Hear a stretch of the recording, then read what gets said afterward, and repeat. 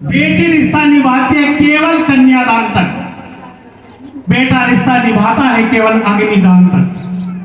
अब माँ बाप सगे संबंधी दोस्त रिश्ते नाते रिश्ता निभाते हैं केवल शमशान तक। मेरे महादेव का हाथ पकड़ लो, वो तुम्हारा साथ निभाएगा इस जहान से उस जहान तक। बोलो हर हर महादेव। सच्चा जो तुम्हारे ऊपर जो तुमको प्यार कर सकता है उसके लिए तुम कुछ करके दिखाओ, ये पूरी दुनिया तुमको सेवा में खड़ा कर सकता है। माया माया सब भजे, सब माया ही में भजते हैं जी। बेटा मिल जाए, बेटी मिल जाए, दुकान हो जाए, मकान हो जाए, पैसा हो जाए, तो यही सब भजते हैं। तो माया माया सब भजे, मेरे गुरु को भजे ना कोई, और जो मेरे गुरु को भजे तो माया चेरी होए। समझ रहे? माया दासी हो जाती है उसकी, माया उसके आगे नौकरानी का काम करती है। तो बात यह है कि जिसने शिव को गुरु माना है वह ईमानदार बना रहे, और जिसने नहीं माना है वो एक बार मेरे गुरु को अपना कर देखे, क्या हाल कर देगा महादेव। तुमको एक साधारण से असाधारण बना देगा मेरा महादेव। वो डायरी काम गई, अरे जिसमें सबका नाम लिखा था। स्थिति ना हाथ चलेंगे, ना पैर चलेंगे, ना दिमाग चलेगा, तो तुम्हारी हैसियत एक कुत्ते से ज्यादा नहीं रखने वाले। हमसे फुर्सत नहीं मिलेगी, लेकिन समय निकालना पड़ेगा जो भगवान से प्रेम हो जाए।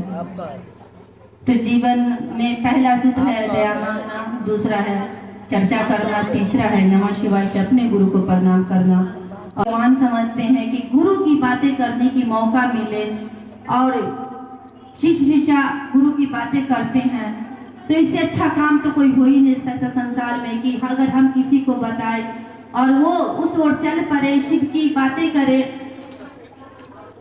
तो ये भी एक जीवन का पुण्य है कि हमारे जीवन में ऐसा गुरु मिला। और इसमें कुछ खर्चा भी नहीं है भाई बहन, कुछ करना भी नहीं है, बस ये 3 काम जो मिला है अपनी सोच बदलने का, शिव से जुड़ने का। ये क्या है? एक विचार है। पहला सूत्र क्या है, दूसरा क्या है, तीसरा क्या है? ये सब है शिव को याद करने के लिए। जब पहला सूत्र भी हम करते हैं तो उसमें भी हम शिव को याद करते हैं, और दूसरा भी करते हैं तो शिव को याद करते हैं, तीसरा भी करते हैं तो शिव को याद करते हैं। बस उससे जुड़े रहने का ये 3 विधा दे दिया गया कि कम से कम ये दायित्व मिल जाएगा तो भाई बहन इस ओर चलेंगे। जब जब लोगों को देखती हूँ, जब विपत्तियाँ आती है तो शिव से दया मांगने लगते हैं, विपत्तियाँ खत्म हो गई फिर छोड़ देते हैं। अरे एक बहन अभी कह रही थी कि दुख में सुमिरन सब करे, सुख में करे न कोई, लेकिन जब सुख में सुमिरन सब करे तो दुख काहे को हो। लेकिन हम आप नहीं कर पाते हैं। जब सुख आती है ना तो हम उस सुख में रम जाते हैं।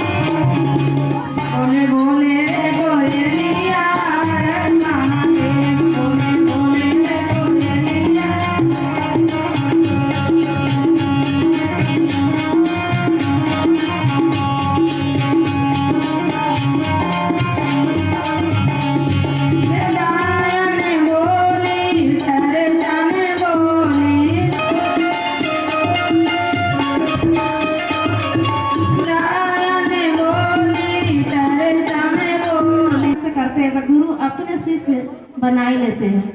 और जब से हम बने थे तो इतना हमारा पहले तो खूब आया था, पहले तो खूब माना सुख आया था, बीच में दुख भी आने लगा थोड़ा।